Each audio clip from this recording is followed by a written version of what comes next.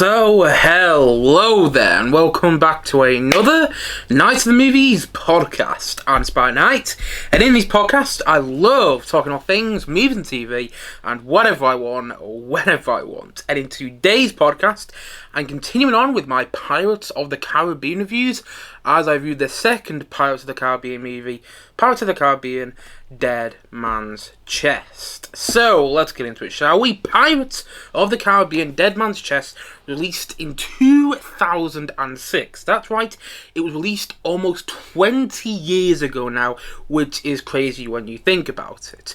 And this was, of course, the follow-up to the first Pirates of the Caribbean movie, Pirates of the Caribbean, The Curse of Black Pearl, which was directed by Gore Verbinski, and Gore Verbinski returned to direct the sequel, and he also directed the threequel, the third film in this franchise, in Pirates of the Caribbean at World's End, which I'll probably review later this week. I don't know what it was. I wasn't planning to do all my Pirates of the Caribbean reviews this close together. If you watched my first Pirates of the Caribbean review, and by the way, if you haven't, you definitely should, because I spent a lot of time making it, a lot of time editing it as well. But when I did my first Pirates of the Caribbean review, I was like, oh, I'll probably do this over the next couple of months. I'll probably split these reviews up. But then, after watching the first film, I felt like watching the second movie. So, I'm probably going to be reviewing these Pirates of the Caribbean movies much closer together than I initially thought. But yeah, in my first Pirates of the Caribbean review, I kept saying, oh, when I review the next film in the next couple of months, or the next couple of weeks and months on this channel. But instead, here I am. Here I am, reviewing Pirates of the Caribbean, Dead Man's Chest. And like I've already said, Gore Verbinski returned in the director's chair for this film, and you have many returning cast members such as Johnny Depp as Jack Sparrow, obviously Keira Knightley as Elizabeth Swann, what's his name, Orlando Bloom. I can't believe I forgot his name. I've met him, but I forgot his name then. Orlando Bloom as Will Turner, amongst many other returning cast members. And you also have some newcomers such as Tom Hollander as Lord Cutler Beckett, I think that's what the character's name is, and Bill Nighy as Davy Jones. And growing up, I spoke about this before, the Pirates of the Caribbean franchise was a huge part of my childhood. And this was my favourite Pirates of the Caribbean movie. I love this one so much growing up. I would watch this one with my brother probably more than I watched the first film with my brother. We would watch the second two films back to back because they were made back to back, and also they very much feel like one story. You get the same characters in both movies, and there's all the stuff with Davy Jones and things like that. So we would watch the second film a lot, and then we would immediately go into the third film, or the next day would watch the third film. It was a huge thing for us, these two movies, the second two Pirates of the Caribbean films. And as I've already spoken about in my last Pirates of the Caribbean review, I stopped watching these films for about 10 years. I'd seen bits and pieces of them on TV over the past 10 years, but I hadn't really watched them properly. So it wasn't until last year that one of my mates said he hadn't seen any of the Pirates of the Caribbean movies, so we sat down to watch the first film, and then the weekend after, we sat down to watch the second film. And I hadn't seen it in such a long time, and I did watch it properly last year when I watched the second film. We ordered, instead of me doing food, we actually got a takeaway, so it was a bit easier for me to properly watch the film. And I remember watching it and just having a whale of a time watching it. I was turning to my mates, laughing and smiling in so many sequences, thinking, this is enormously enjoyable. And maybe I was enjoying myself so much because I was with my mates, or because I was having a takeaway. I do love having a takeaway, clearly. Just look at me, I'm not exactly a thin person. So yes, maybe I enjoyed myself so much because I was in a good mood, and I was having a good time with my friends. And yes, I do have friends, much to some people's surprise. But anyway, it's been about a year, though, since I saw this film, since I rewatched this film for the first time in a good long while. And I decided to watch it last week, and I was actually quite looking forward to rewatch it. I wasn't thinking it was going to be anything too challenging, and I thought, you know what, I can build some Lego and have it on in the background and have a really good time watching it. And that's exactly what I did. I got a Lego set out that I hadn't built yet, and I stuck this film on in the background. And the thing is, I was kind of asking the same question watching this film as I was watching the first Pirates of the Caribbean movie. Does the second Pirates of the Caribbean movie still hold up? Is it a solid sequel? I mean, obviously it wasn't a question I was asking when I was watching the first Pirates of the Caribbean movie because it's not a sequel, but when I was watching this Pirates of the Caribbean movie, that was another question I was asking myself. Is this a good sequel? Is this a good follow-up to Pirates of the Caribbean, The Curse of the Black Pearl? And after rewatching it last week, honestly, I think it's a really good follow-up. It's not without its flaws. I do think it's too long. There are parts which could have easily been tightened up. And you do kind of get the feel like the filmmakers behind this movie, everyone involved in this movie, with the writers and the director and whatnot, they're putting all their eggs into one basket with this film, trying to make the sequel work as best as possible. Because you do get to the third film and you think, why isn't there nearly as much going on in this film as there was going on in the second movie?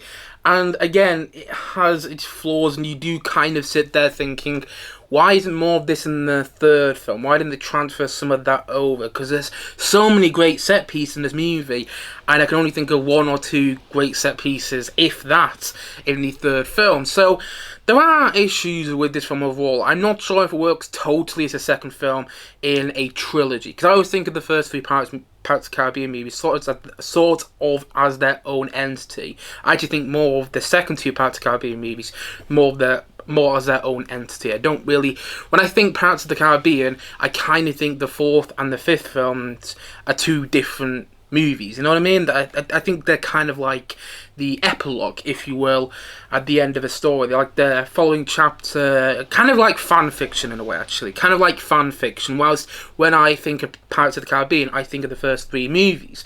And I do think, and I've completely forgot the point I'm making, because I'm totally not with it today, but what was I saying? It was something about, I feel like these two films are their own entity. That's what I was saying. I don't think this is a particularly good second film in a franchise, because there's a lot going on in it.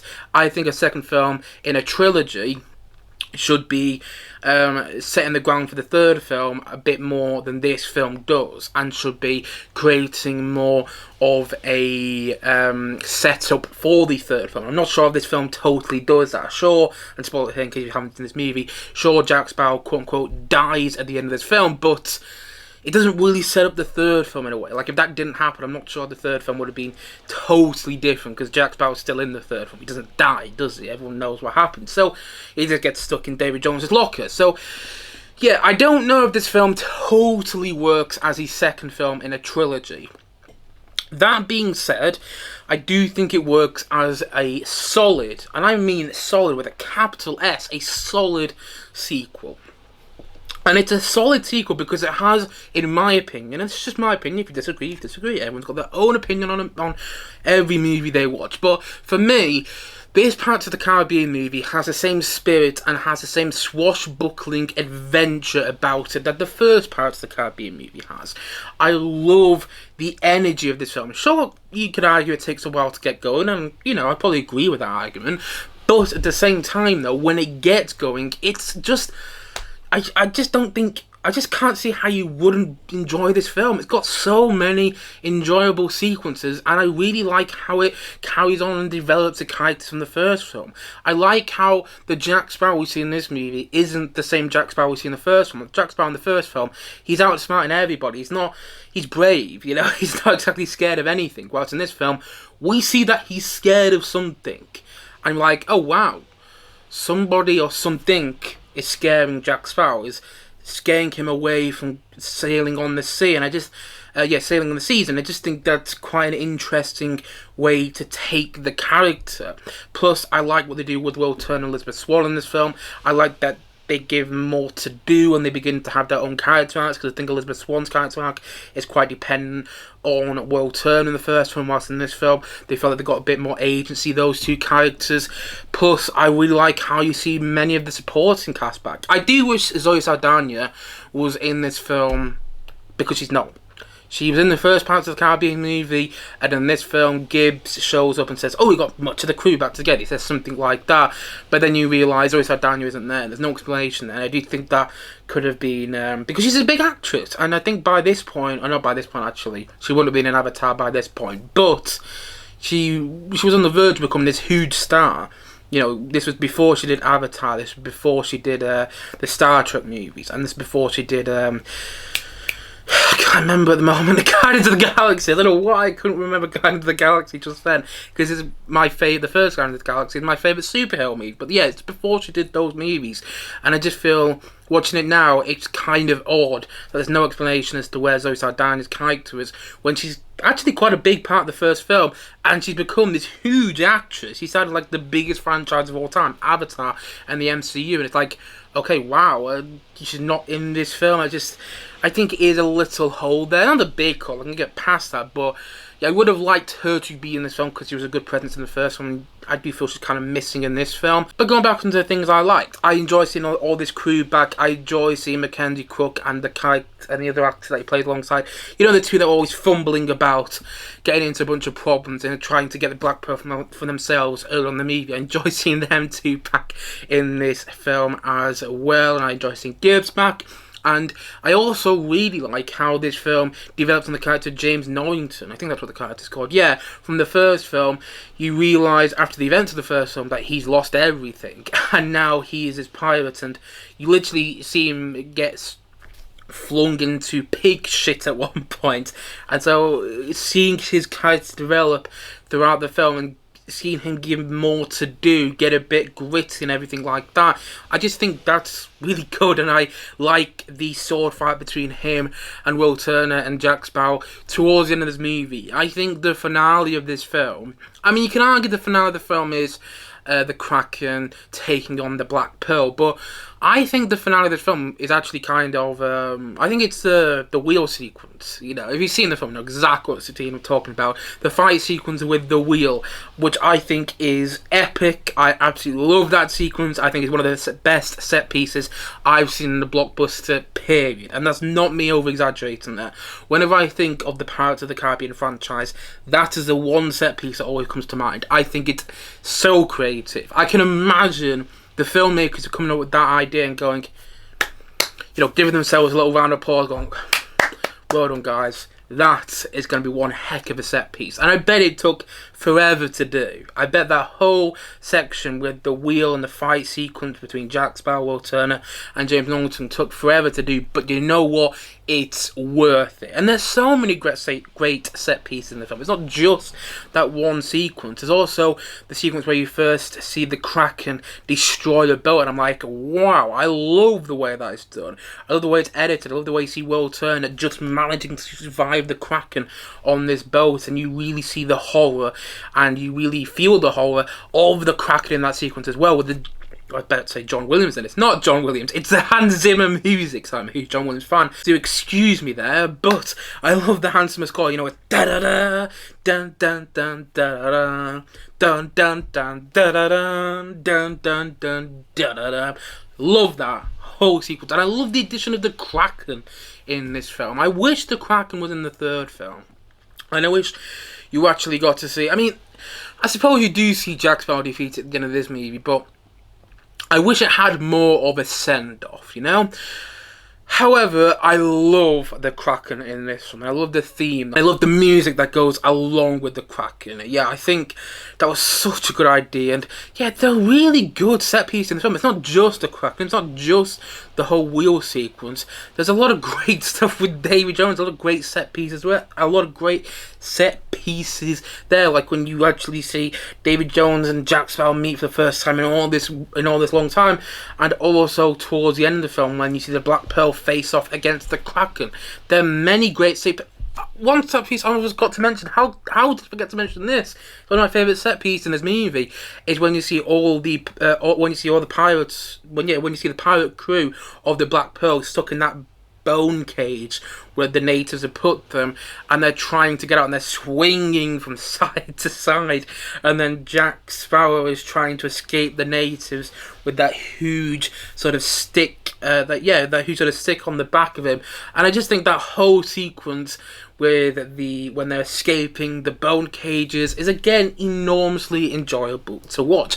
And that's a phrase I keep coming back to when I think about this movie. It's enormously enjoyable. Again, it's not without its flaws, but it has that same swashbuckling adventure feel that the first film has, and that is why I do ultimately think that this is the best Pirates of the Caribbean sequel. That's not to say I don't like the third film, and I don't think the latter two films have merit, but whenever I think about watching the Pirates of the Caribbean sequels, this is the one I look forward to rewatching the most, you know? And again, I haven't done that often, but over the past 10 years, when I haven't really watched the Pirates of the Caribbean movies, this has been the one I've been wanting to return to the most. I mean, don't get me wrong, I think the first film is easily better than this movie, but this is one that always holds a special place in my heart, and I think that's another reason I like it, because it's nostalgic. This was the Pirates of the Caribbean movie, which I returned to a lot when I was a kid. I watched a hell of a lot at a younger age. Plus, I have to discuss, of course, I have to discuss Davy Jones. Davy Jones is the best villain in the Pirates of the Caribbean franchise. Not taking anything away from Barbossa in the first film, he's a perfect villain for that movie, and I love how they bring him back at the end of this film and give him a new role in the third film, and and so on. But the thing is about Davy Jones is every time I watch this film, I'm like, how did they make that villain work? I mean, the CGI alone is incredible and has held up so well, like so incredibly well.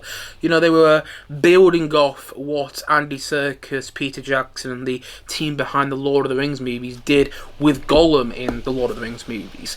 With motion capture technology. Then when you look at the behind the scenes of the second two Pirates of the Caribbean movies, when you look at how they're shooting Davy Jones, they're using, well, not only Davy Jones actually, but Davy Jones' crew, the crew on the Flying Dutchman. I almost forgot the name of the boat there, the name of the ship, should I say, but I just remembered, when you see the behind the scenes of how they shot the crew on the Flying Dutchman, it's quite incredible that they made it work the way they did, because you wouldn't believe that behind all that CGI is Bill Nighy. Bill Nighy, who at this point was, well, I don't know, maybe he did do some serious stuff. I know he was in Notes on a Scandal, so I do know, he has done some serious stuff in the past.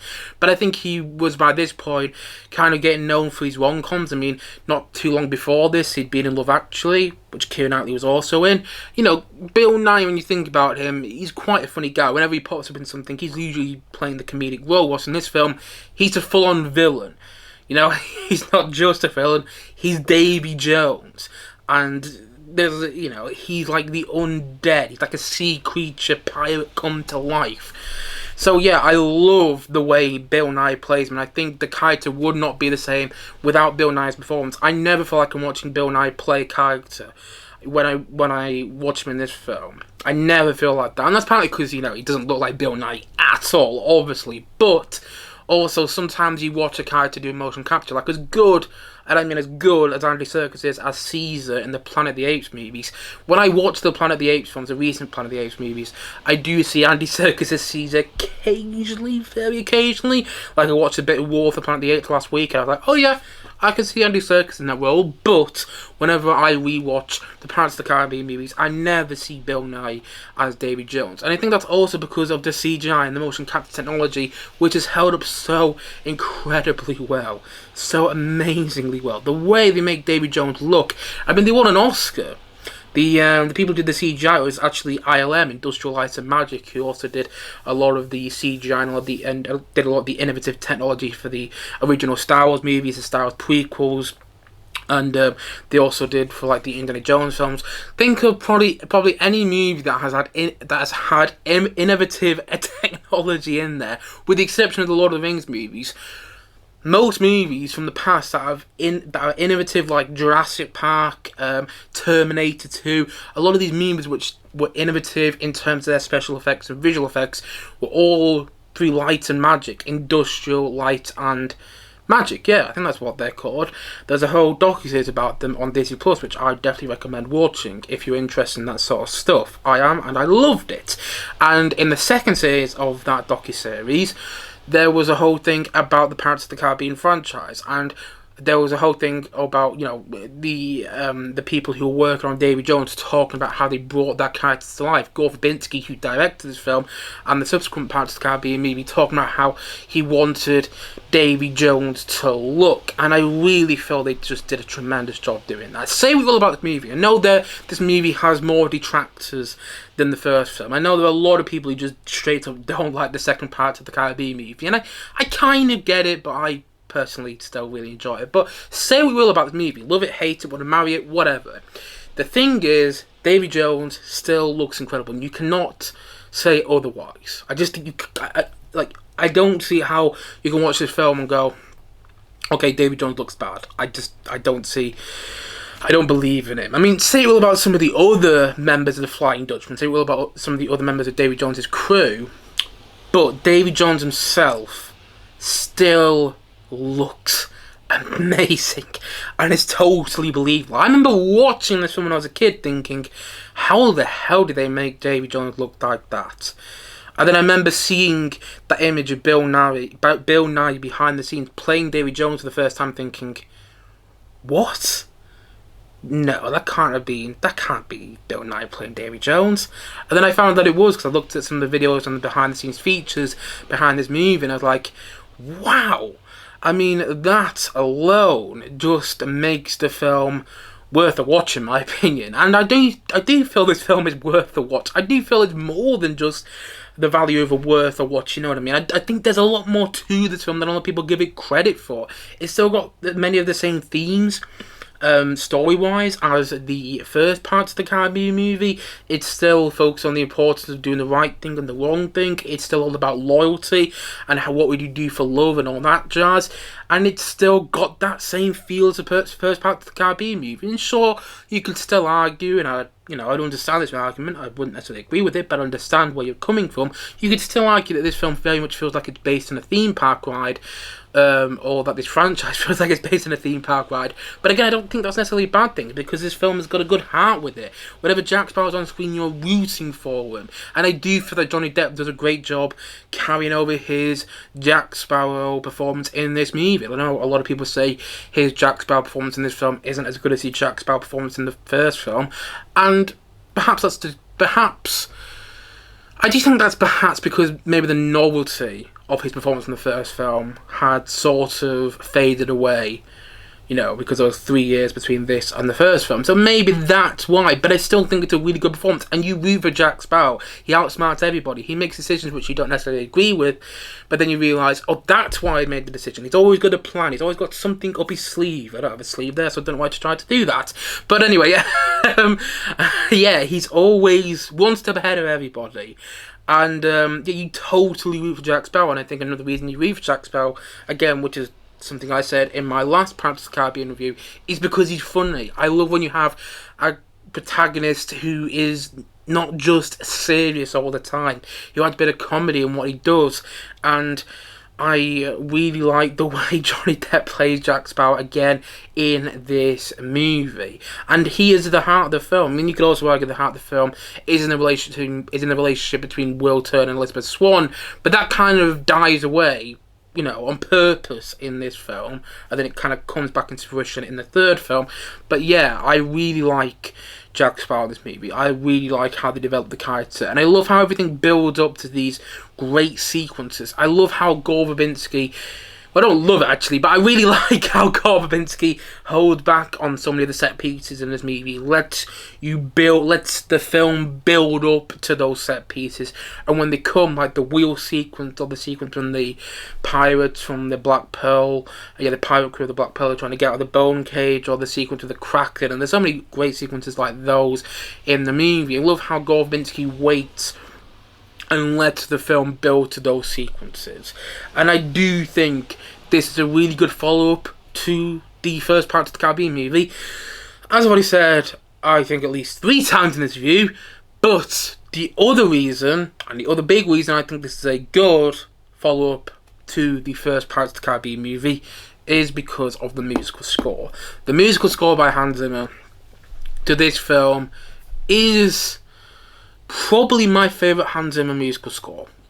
I don't love Hans Zimmer the same way some people do. I think he's an amazing composer, but a lot of the times I can't listen to his music outside of the movie he's composed music for. You know what I mean? Like, I can't listen to the music for just off the top of my head.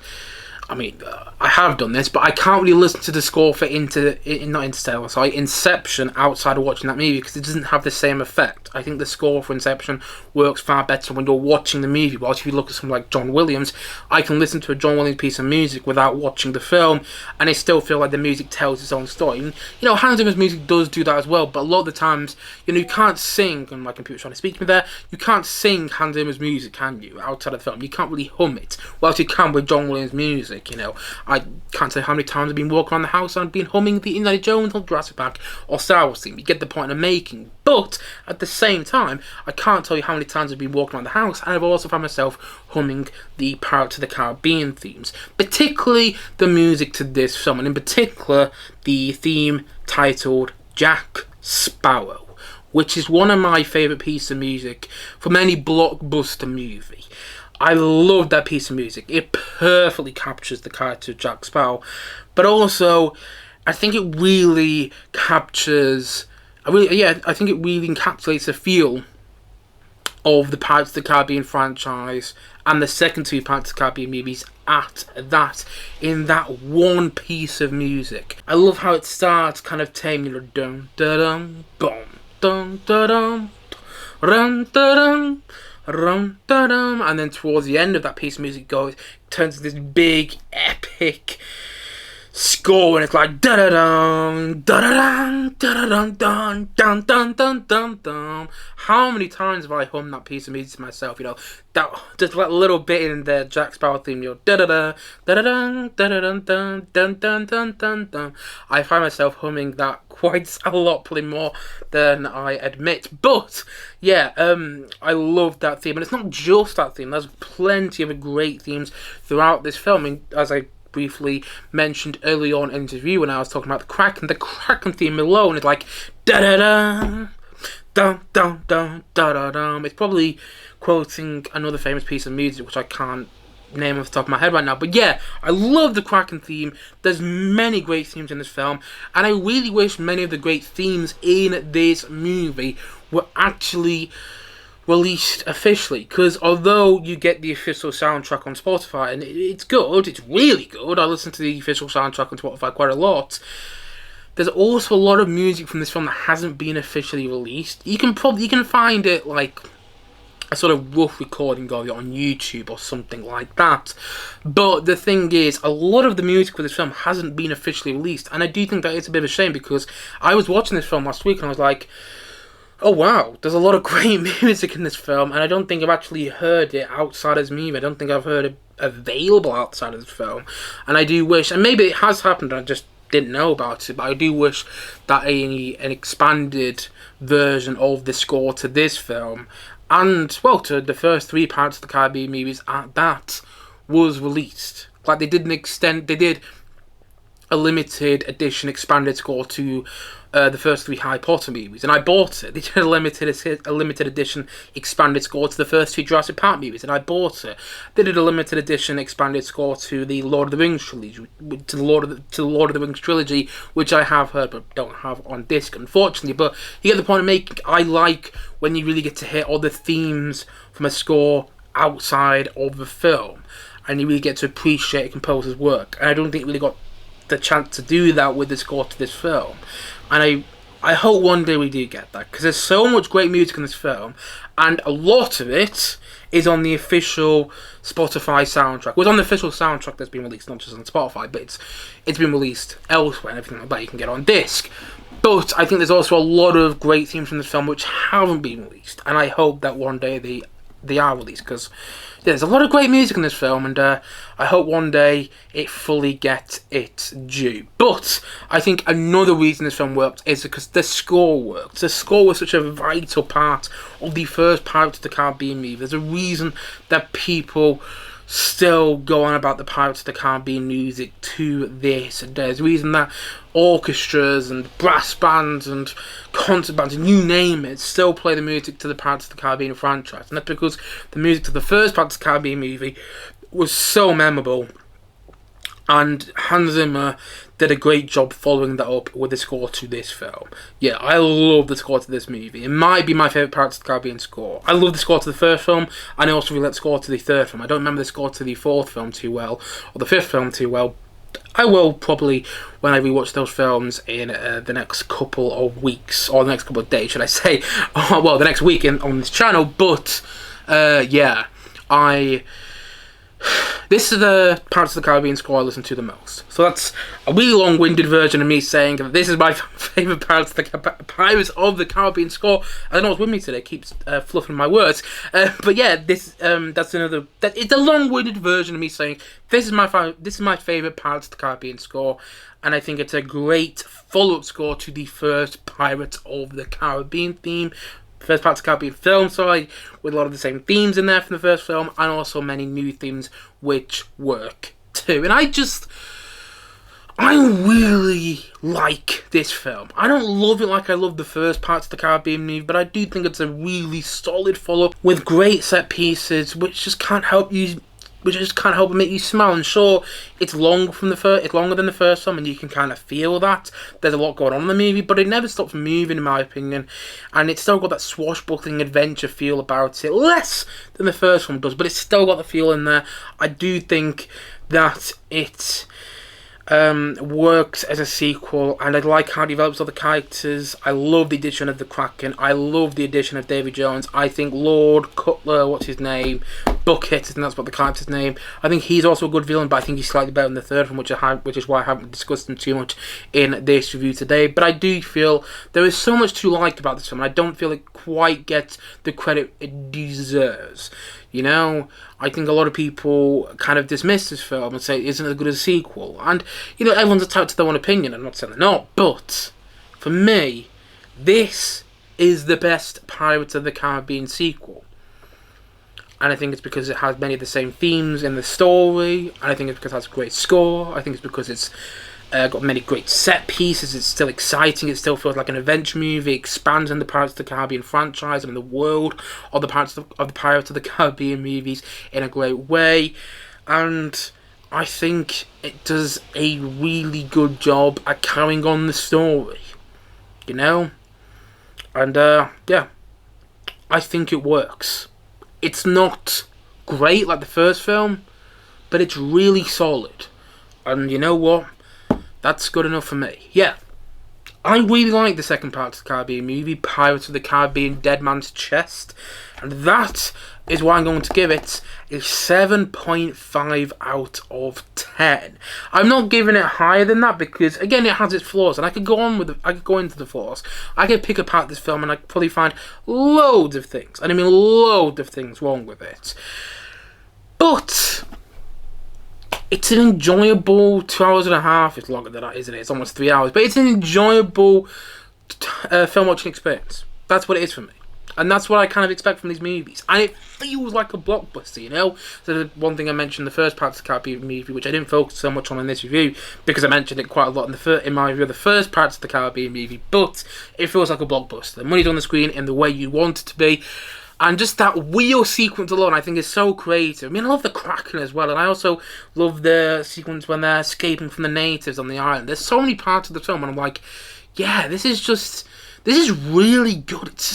It's thoroughly entertaining. It's got its issues, but it's thoroughly entertaining. And one last thing, I like how you get to see Stellan Skarsgård as Bootstrap Bill in this film too. He's another new character you get. I was speaking about new characters earlier on this review about half an hour ago now. And yeah, I forgot to mention Stellan Skarsgård. He's quite a big actor in himself as Will Turner's father, Bootstrap Bill, in this film. And I like how you see the relationship between them two. I like how you see Will Turner on the Flying Dutchman, foreshadowing for what may happen to him in the third film. I mean, everybody probably knows what happens to him in the third film. He becomes the what am I trying to say here? The captain of the Flying Dutchman. I forgot the word captain there. Don't know what's with me today, but yeah, foreshadowing what happens to Will Turner in the third film. Yeah. As I've already said, I think that this Pirates of the Caribbean movie is the second best Pirates of the Caribbean movie.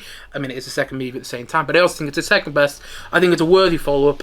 Got a great score, got many great set pieces, There's some really good character development, and it's also just a joy to see Jack Sparrow back.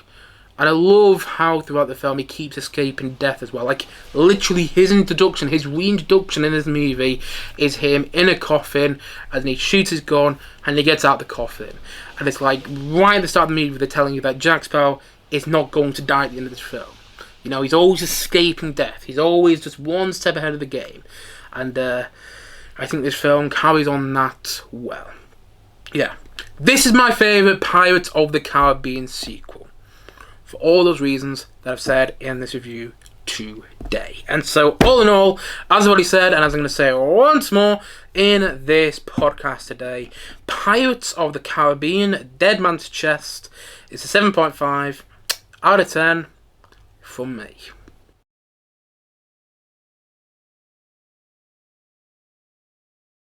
Anyway, guys, that's it for today's podcast. If you have seen Pirates of the Caribbean Dead Man's Chest, please let me know your thoughts on it in the comment section below. And as always, thank you for watching or listening to this podcast. And if you haven't yet, please do click down below and like and subscribe on this podcast. And look forward to many more podcasts and many more videos coming very, very soon on this channel. As what I said, thanks for watching or listening to this podcast, and I will see you guys again soon. But bye for now. Bye.